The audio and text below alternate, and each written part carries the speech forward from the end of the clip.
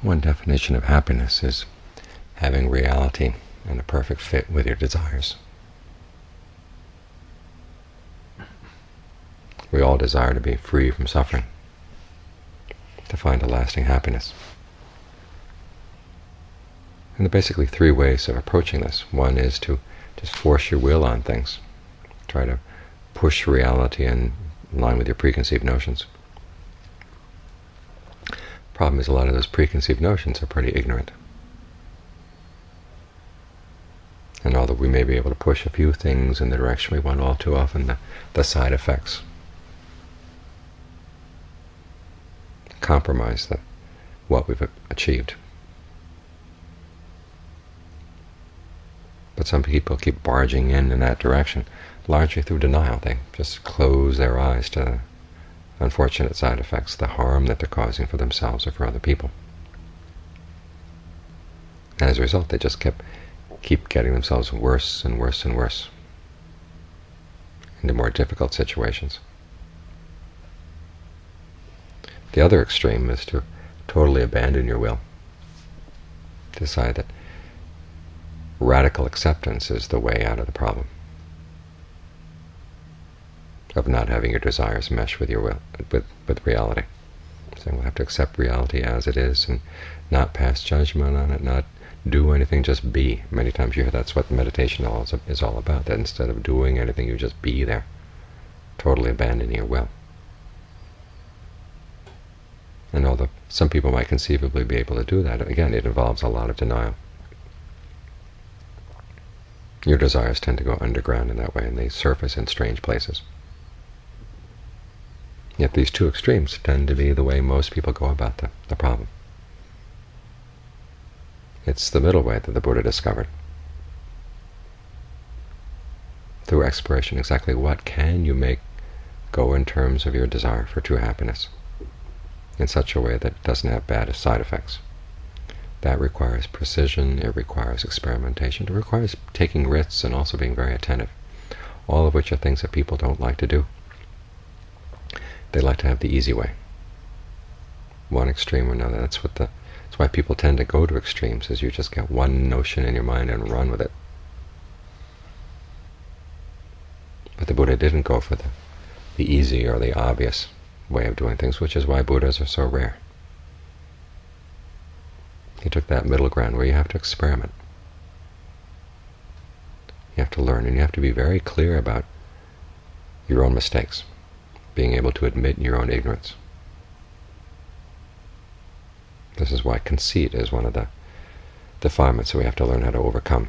It isn't finally overcome until you've totally abandoned ignorance. But it's interesting that the ignorance and the conceit go at the same time. But you chip away at both of them all along the path, starting from looking at your physical actions, verbal actions, and when you get to meditate, looking at your mental actions. Do you settle down in a state of concentration? You have to see what works, what doesn't work, just to get there to begin with. See what works, what doesn't want to stay there, what doesn't work in the course of trying to stay there. And then also educating yourself as to the idea of what works. What does it mean for something to work? You can get your mind to be settled and still, but then the question is, does that really end your suffering? Well, no. If you look really carefully, not only do you find yourself going back to suffering when you leave the meditation, leave the concentration, but there's an element of stress in the concentration itself.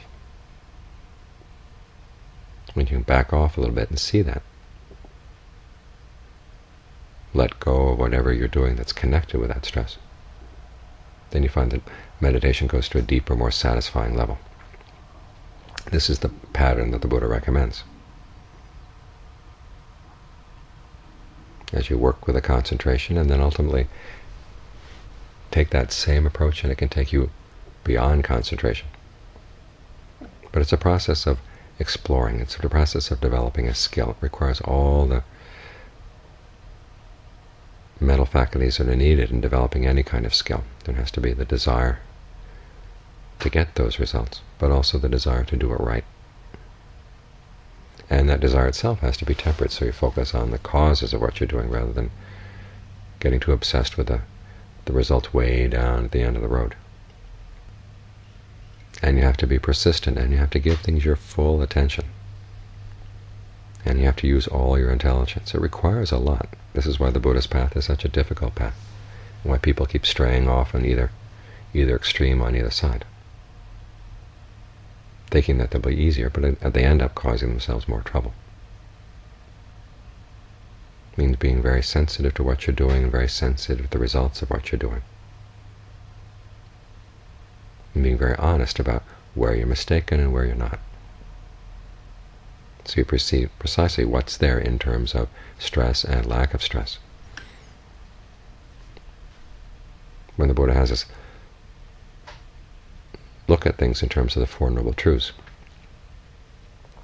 it's precisely this, in terms of stress, in terms of the cause of stress, making that the framework for how you see things. Often we don't see it in that way. We personalize things. This is my idea, this is my action. This is what I'm doing, this is what somebody else is doing. Well, we turn it into abstractions of various kinds, but he says, take it down to the most basic level, where there's stress, where there's lack of stress, where there's an action that's causing the stress, where there's a set of circumstances that help to put an end to stress. Just looking at things in those terms. It's about as basic as you can get. It's right here in front of our noses, and yet we tend to take this stress or lack of stress and turn it into all kinds of other issues, regarding it in all kinds of different ways. And so we miss what's happening right in front of us. Ignorance is not ignorance of something far away, it's ignorance of what we're doing right here and now. In the most simple terms, even children can understand the terms of stress or pain, and lack of stress, lack of pain. And yet we're too interested in other things. And so we miss what's right in front of our noses, what's right in front of our eyes. So the practice requires a real training in this direction, this middle ground between just simply forcing your will on things or just simply accepting things. It's a combination of using your will, looking at what happens as a result, not denying what happens as a result. This is where the acceptance comes in. But underlying it all is that desire. The desire for the end of happiness, end of suffering, end of happiness, wow. That desire for the end of suffering. That desire for the end of a happiness that lets us down.